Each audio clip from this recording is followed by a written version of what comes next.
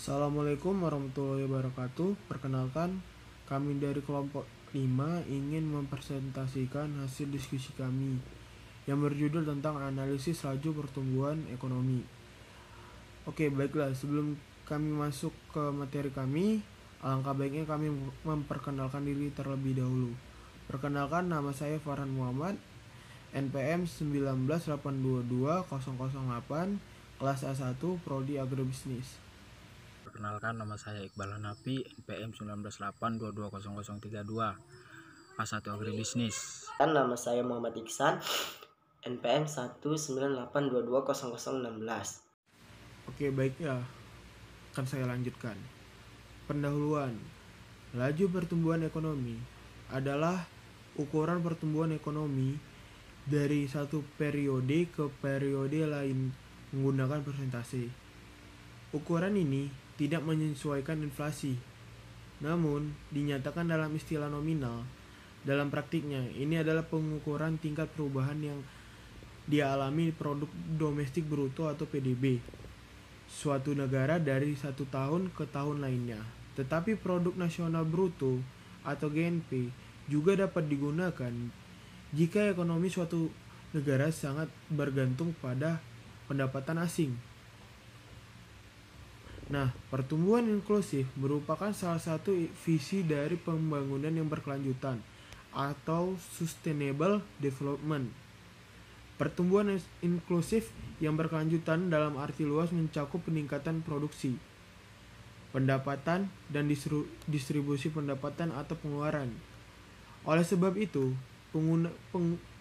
pembangunan dan pertumbuhan suatu wilayah dikatakan inklusif apabila pembangunan tersebut melibatkan suatu lapisan masyarakat dan hasilnya dapat dirasakan secara merata.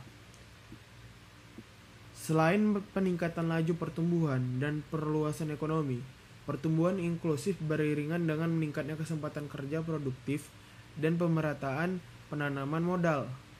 Hal itu menyebabkan indikator pertumbuhan inklusif tidak hanya berupa pertumbuhan ekonomi yang tinggi, tetapi juga antara lain tingkat kemiskinan yang rendah. Tercapai pemerataan pendapatan dan berkurangnya tingkat pengangguran. Selanjutnya, agar pertumbuhan tersebut berkelanjutan sampai di masa depan, maka pertumbuhan harus menyeluruh di berbagai sektor dan mengikut sertakan sebagai besar angkatan kerja yang ada. Oke, baiklah, pertumbuhan ekonomi. Di Kabupaten Serdang Bedagai pada tahun 2018 sedikit meningkat dibandingkan pada tahun 2017. Laju pertumbuhan PDRB Kabupaten Serdang Bedagai pada tahun 2018 mencapai 5,17%, sedangkan pada tahun 2017 yaitu 5,16%. Lapangan usaha yang mengalami peningkatan pertumbuhan seperti pertanian, kehutanan dan perikanan, pertambangan dan penggalian, industri pengolahan, perdagangan besar dan enceran, reparasi mobil dan sepeda motor, informasi dan komunikasi, real estate, jasa perusahaan dan administrasi pemerintah, pertahanan dan jaminan sosial wajib, sedangkan lapangan usaha selebihnya mengalami perlambatan pertumbuhan. Oke, baiklah, buat materi selanjutnya akan dilanjutkan oleh Saudara Iksan. Pada Saudara Iksan, dipersilakan. Assalamualaikum warahmatullahi wabarakatuh.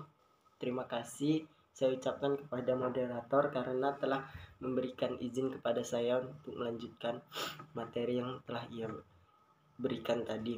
Saya akan memasuki materi yang akan kita bahas, yaitu tentang laju pertumbuhan produk domestik regional bruto atau disebut dengan PDRB pada Kabupaten Serdang Bedagai dan Sumatera Utara pada periode 2014 dan 2018.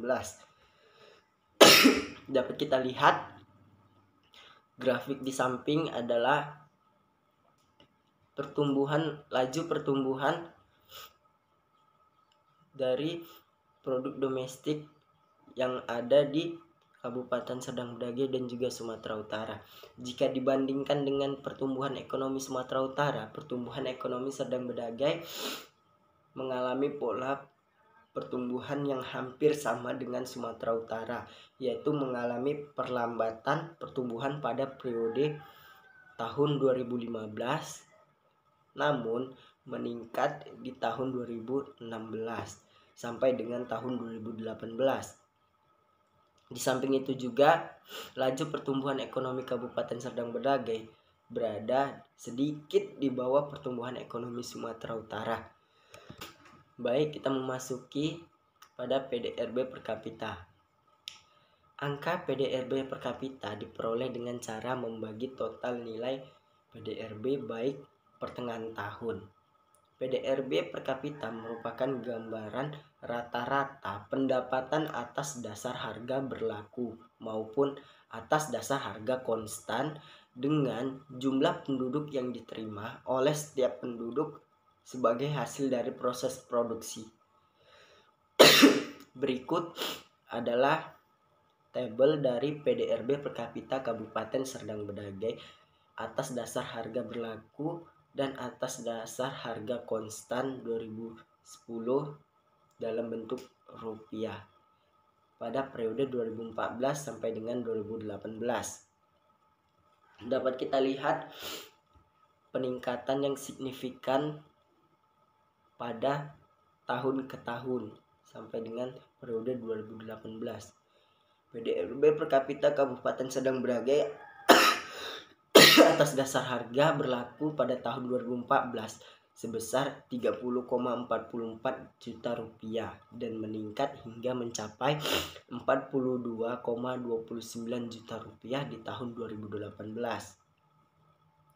Hal ini menggambarkan bahwa pada tahun 2018 rata-rata pendapatan yang diterima masing-masing penduduk di Kabupaten Serdang Bedagai mencapai 42,29 juta rupiah.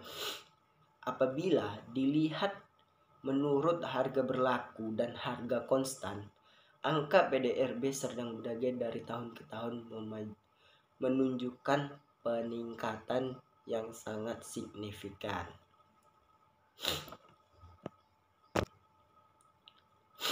Untuk proyeksi perekonomian Kabupaten Serdang Bedagai sebagai berikut.